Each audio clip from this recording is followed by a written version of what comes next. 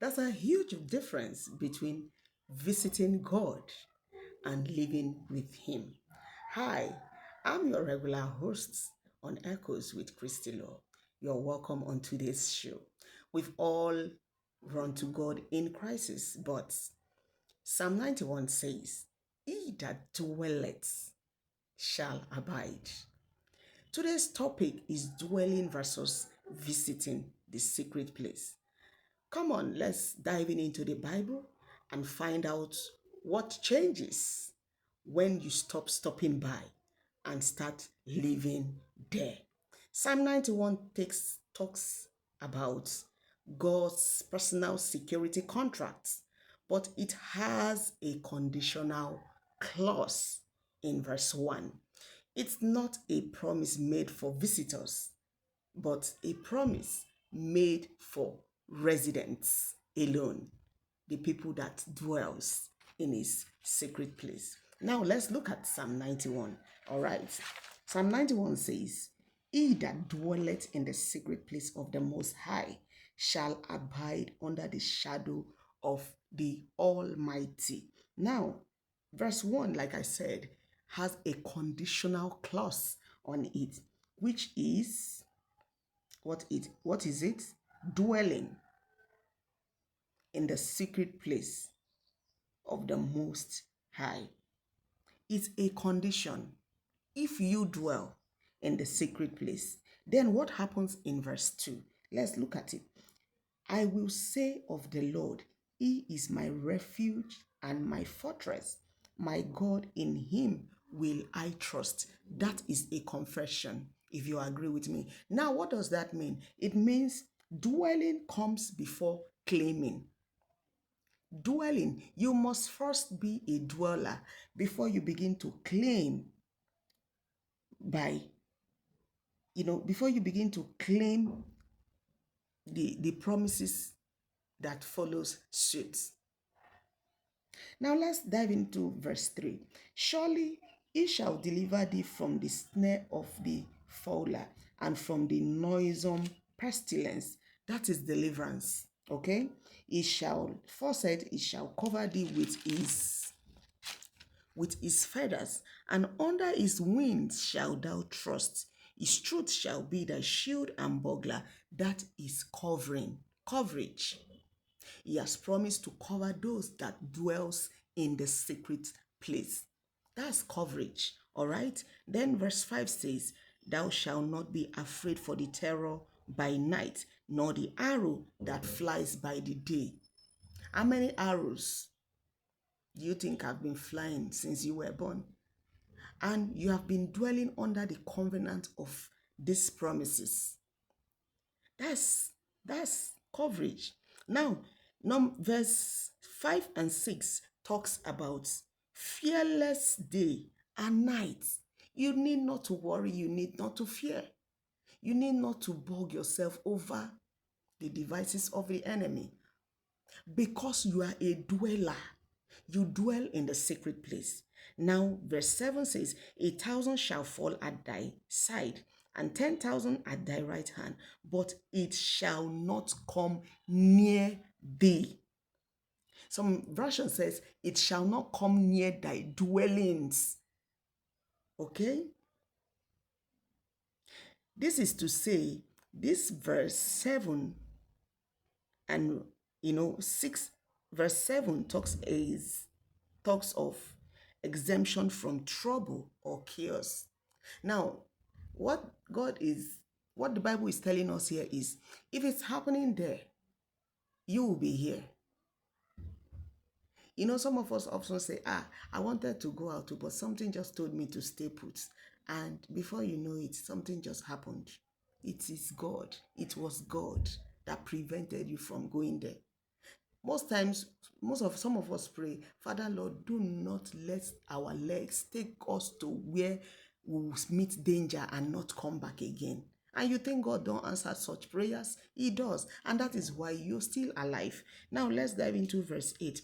Only with thy eyes shall thou behold thee and see the reward of the wicked. You will see it. You will see their reward, the reward of the wicked. even when they are doing, it will not come to pass. It will not have any effect in your life. And that is why some of them will be there thinking, they will tag you a witch.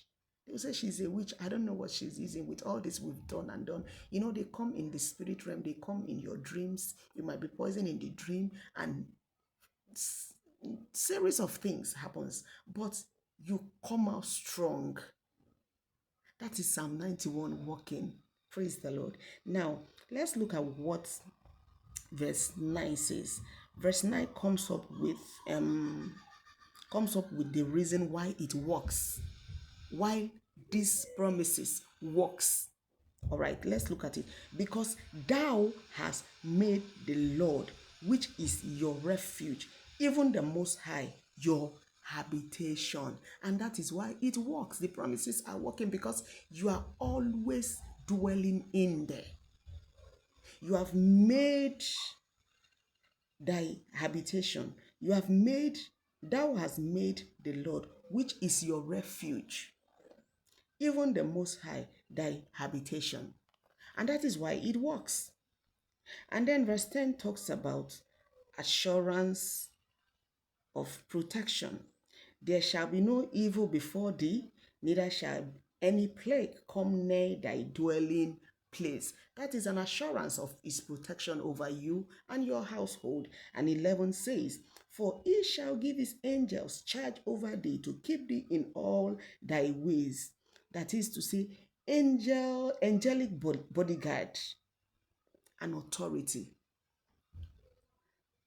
Angels have been assigned to take charge over thee, to keep, to watch over you.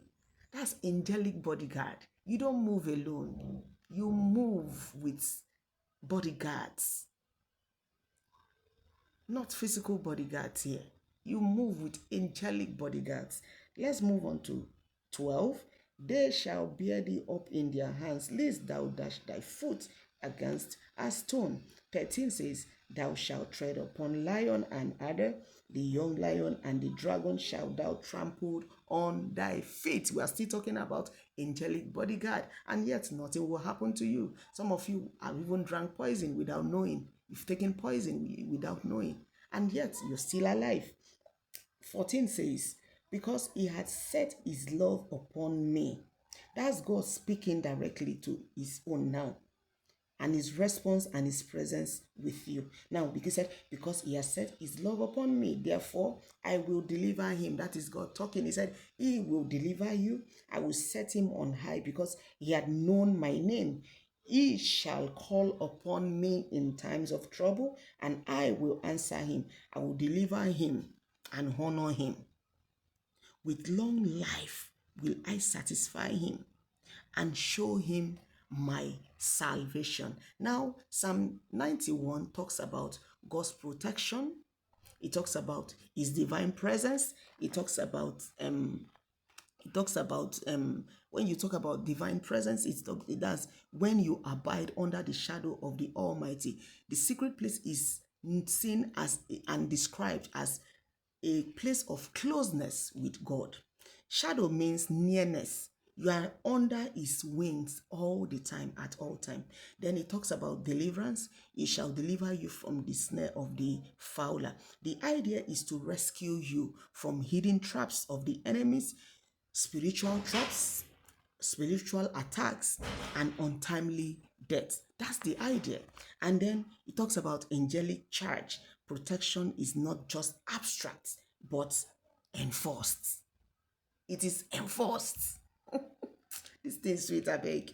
Then he talks about answers to your prayers and honoring you. Response, he talks about his fast response when you call on him. His presence will be there with you. Every time, be it time of trouble, every time his presence will be there with you, knowing that you've called upon him and he has promised to answer you with immediate effects, and then satisfying you with long life, prosperity, and salvation. These promises are tied to abiding, staying close to God through trust, prayers, obedience, and the secret place is a place of intimacy. It's a place of intimacy.